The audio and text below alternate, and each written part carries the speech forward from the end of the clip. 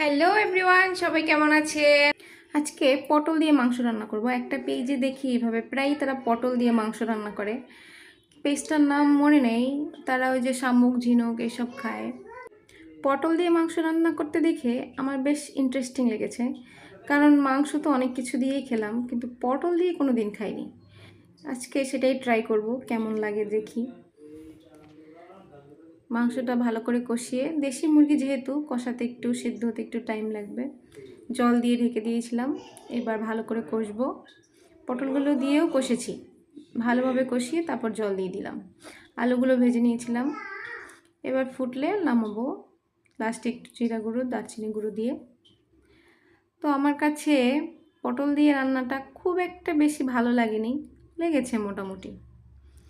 হয়তো কোনো দিন খাইনি সেজন্য এরকম লেগেছে, কিন্তু খুব একটা মন্দও লাগেনি কিন্তু।